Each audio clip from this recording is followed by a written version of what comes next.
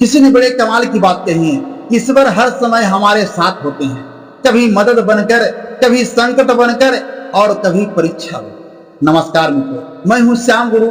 आज मैं आपको सुनाने जा रहा हूं एक बेहद भावपूर्ण और प्रेरणादायक कहानी, जब भगवान खुद परीक्षा लेंगे। यह कहानी केवल एक घटना नहीं, बल्कि जीवन की सबसे बड़ी सच्चाई को उजागर करती है। एक छोटे से गांव में रघु नाम का एक निर्धन किसान रहता। उसके पास जमीन बहुत कम थी, लेकिन दिल बहुत बड़ा था। हर सुबह सूरज उगने से पहले उठता, खेत जोतता, पसीना बहाता और ईश्वर का नाम जपते हुए मेहनत। उसके जीवन का एक ही मंत्र था, ईमानदारी, मेहनती और विश्वास। लेकिन किस्मत हर बार उसका साथ नहीं देती।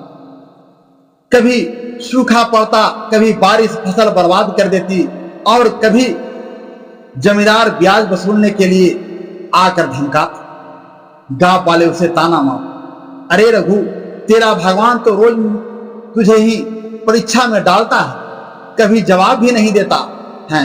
रघु सिर्फ मुस्कुराता है और कहता, मेरे भगवान मेरी परीक्षा नहीं, मेरा विश्वास तोड़ते हैं। एक बार रघु की पूरी फसल ओलावृष्टि से नष्ट हो गई। बच्चों के लिए अनाज नहीं, पत्नी बीमार और घर में कर्ज से डूब चुका था। उस रात रघु रो पड़ा, हे प्रभु, अब और सहा नहीं जाता। अगर आप हैं तो खुद आइए और मुझे जवाब दीजिए। यह पुकार सीधी ऊपर गई और उसी रात भगवान ने रघु के जीवन की सबसे बड़ी परीक्षा लेने का निश्चय किया।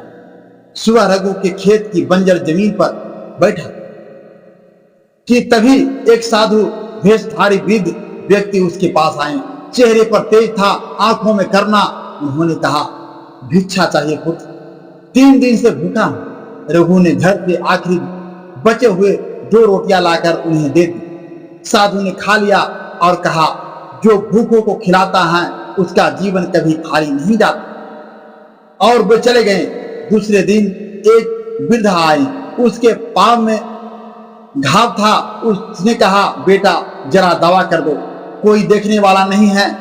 रघु ने अपनी पत्नी की बची हुई मलहम उससे बांट दी। वृद्धा ने आशीर्वाद दिया, जिसने दूसरों के जख्मों पर मलहम लगाया उसके अपने जख्मों कभी लंबे नहीं रहते। तीसरे दिन एक भूखी बच्ची आई, रोते हुए बोली, चाचा जी माँ नहीं है, 2 दिन से भूख लगी है। रघु ने खुद भूखा रहकर अपना खाना उसे दे दिया। उसने आसमान की ओर देखा और कहा, हे भगवान, आपने मेरी पुकार तो सुनी नहीं। मैंने आपके भेजे हर इंसान की मदद की, लेकिन मेरी सुध लेने आप नहीं आए। तभी आसमान से बिजली कौंधी, चारों ओर रोशनी फैली और एक दिव्य आवाज आई, रघु, मैं हर दिन तेरी परीक्षा लेने आया था। पहले दिन मैं साधु बनकर आया था, देखा भूख में भी तू बांट सका। दूसरे दिन मैं वृद्धा बनकर आया था, देखा दर्द में भी तू सेवा कर सका। तीसरे दिन मैं भूखी बच्ची बनकर आया, देखा तू अपने हिस्से का भी दे सका। तू परीक्षा में नहीं, विश्वास में खड़ा उतरा। अब सुन, इंसान के भीतर सेवा, त्याग और विश्वास हो, वही मेरा सच्चा मंदिर है। अगले दिन गांव के जमींदार का आदमी रघु के पास आया। सेठ जी ने तुम्हारा सारा कर्ज माफ कर दिया। पास के बड़े किसान ने भी अपनी जमीन का एक हिस्सा उसे दे दिया। रघु की बीमार पत्नी ठीक हो गई और फसल के लिए अचानक बारिश भी हुई।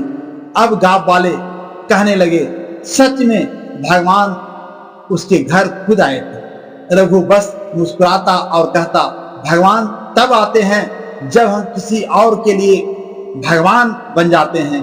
अगर तुम सच्चे दिल से मेहनत करते हो, अगर तुम बिना स्वार्थ के दूसरों की मदद करते हो, तो भगवान को आने की जरूरत नहीं, वह खुद तुम्हारे रूप में चमत्कार कर जाते हैं।